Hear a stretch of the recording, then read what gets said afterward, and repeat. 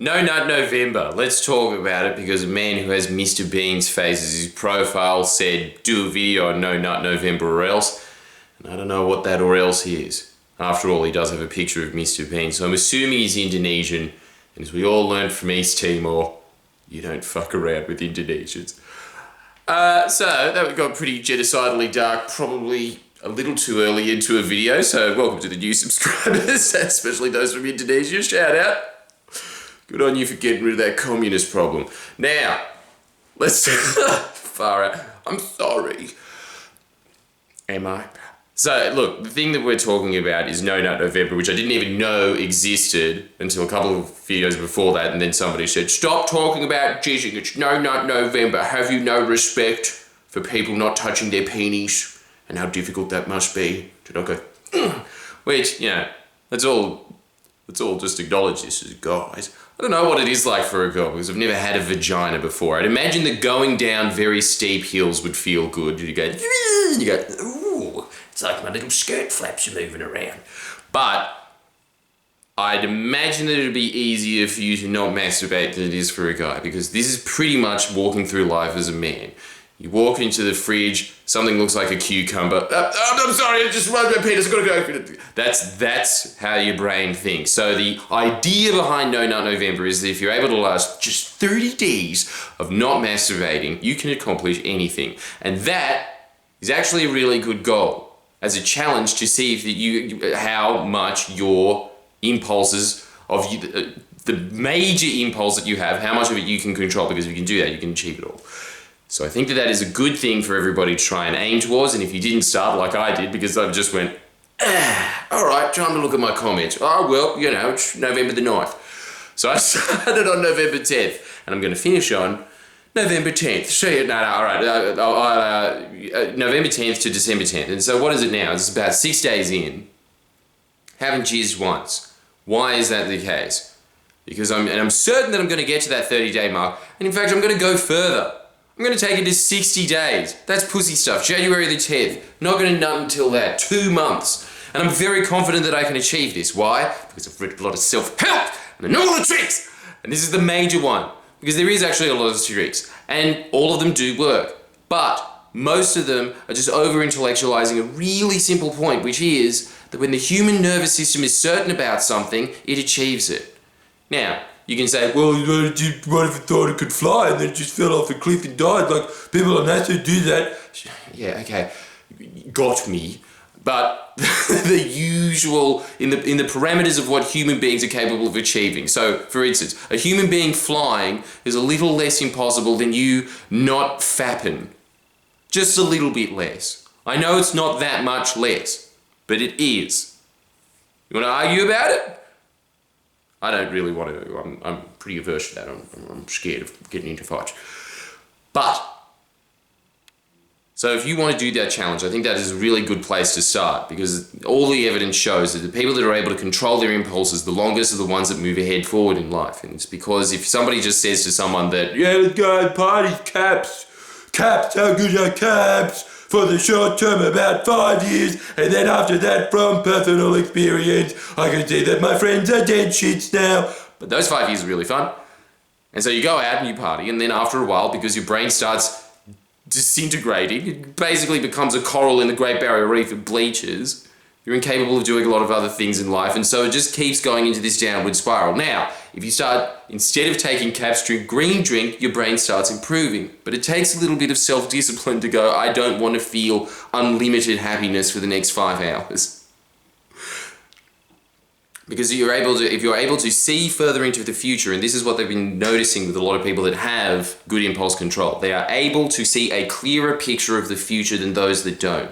Other people, now living in the moment for the general part of your life is great, and those people have a lot of fun.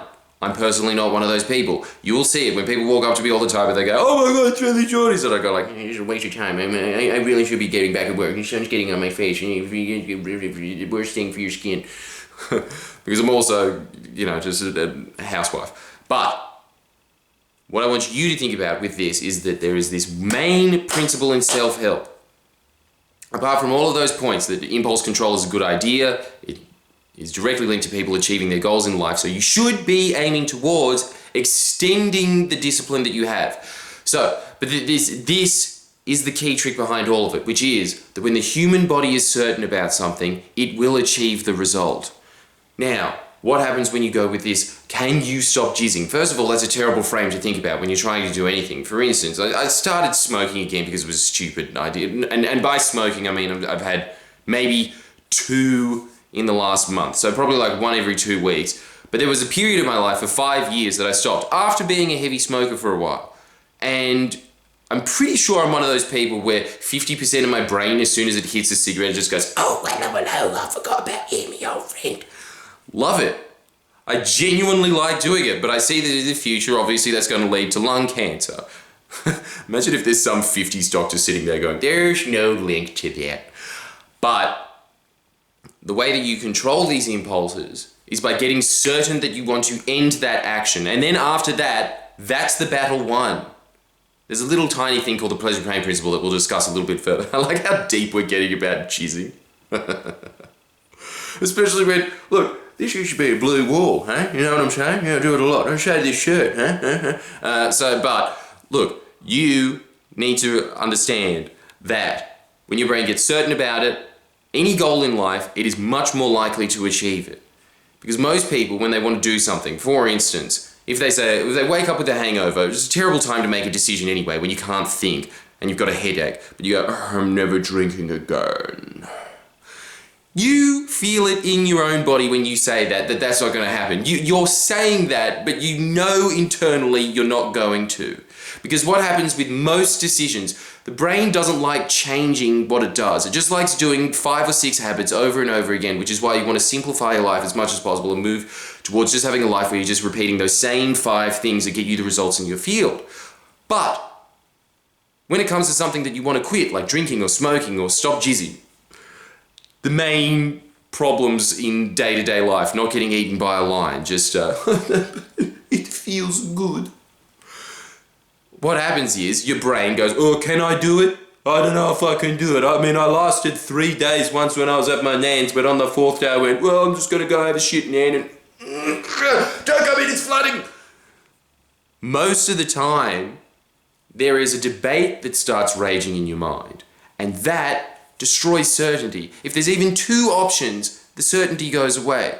But have you ever had an experience in your life? Maybe it was when you broke up with a boyfriend or a girlfriend, where there was a point in your life where you said, that's enough.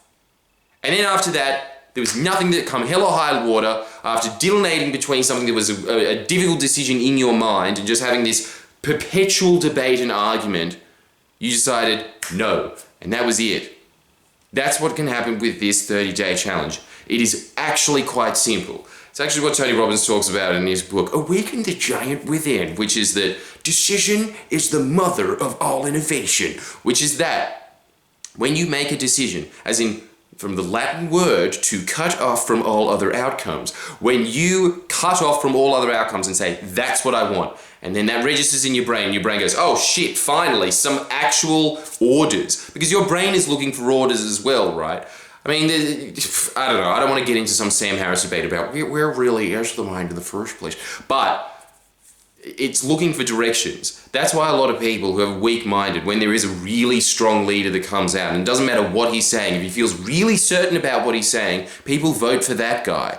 And it doesn't matter if there's a lot of inconsistencies in it. Do you know who I'm talking about at the moment? That's right. Scott Morrison. No.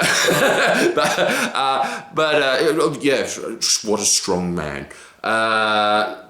What happens is, when somebody's extremely certain, they'll move towards that leader. Now, is that a good person to be leading a society? Not really. So somebody who is probably a better leader is somebody who has a lot more nuance to their thinking. But when people see nuance, they see small debates and they just go like, what a pussy, that guy there, he's flexing, yes, flex on us. They go to that guy. That's what happens in your brain as well. You have to dictate things to your own brain. You have to say, I'm in charge here. Now, I don't want this action. So that's going to stop. And then what happens is your brain, when you start moving towards that action and think, boy, I sure would like to go for a masturbate right now, it just goes, no. It acts as a parent because you've given it a clear order. You've gotten certain in your body that that is the outcome that you want, and therefore, because your body has a direction, it starts moving towards it. This is why you have to get certain about this. There's one tiny tool that I think will help in your epic struggle of not flapping the monkey around, which is that there is an idea that is as old as philosophy, I think, which is that there is a pleasure-pain principle, which is that human beings are either moving towards things that are going to make them feel pleasure, or they're moving away from things they think are going to cause them pain. That's pretty much all the motivation boils down to. I'm lucky, I think, in that my brain likes to move towards things that are pleasurable. In my mind, I get excited about things, and then I do them. There's other people who they get scared about what the outcome is. I think that myself from the pod is one of these people, that if he understands that there is going to be a lot of pain attached to not doing something, so say that he doesn't do the dishes, that his girlfriend's going to yell at him, which is, because he's a slob, a massive problem in his life. He watches this. Fuck. I gotta stop using him as an example. He's a friend and hamster. But those are the two ways that you get motivated. So for me, for instance, not jizzing, there is huge pleasure in that to me because I understand that discipline equals freedom. I understand that if you are able to discipline yourself, you're able to accomplish the things that you really want to accomplish for in life. It's like that episode of Angry Beavers, how Norbert kept getting the little shitty tags, and no, Dag kept getting the little shitty toys, and then Norbert saved up all the little coupons and got better toys. That's how life works. So there is nothing more important than discipline, because discipline is the foundation to everything in life that you could possibly want. So when I see this and I see the challenge of not jizzing for 30 days, I think, good, I'm going to move towards that. I register that there's a lot of pleasure in accomplishing that. And there is a lot of pain, adversely to not, because it just means you're a weak little bitch. You could never be in the Navy SEALs. And clearly, as you can see from my forearm, that I obviously want that and take steroids. But the other side of it is that there's other people that think like, that's the part that would motivate them more, is that if they didn't complete the 30-day no nut challenge, what has the world gone to? I can't tell if we've got life, I can't tell if things are too easy or too hard anymore. But those people, they will get motivated by things being, by seeing that if they don't accomplish it, there is pain linked to that. Not just the pain of jizzing too many times in one day and your pain hurting. The shame of not being able to do something that you set your mind to. These are little additional motivation factors, but the main point is that once you decide on something, act on it. Start building that muscle in your brain. Start noticing that there have been instances in your past where you have said to your brain, I want this outcome, and you've been certain about it. And there's been no obfuscation or equivocation in your mind about, oh, well, also the alternative might be good as well, so you can justify yourself out of doing the thing that you want to do. When you've just said, no, that is what I want. And you're strong about it. And you can get strong in your body as well, because your physiology is not just in your brain, it's in your entire body. When you get certain about something, when you feel the excitement in your body that that's the thing that you want, that's when you will accomplish it. That's my extremely late, extremely over-the-top motivational advice for something that is about jizzing. Peace.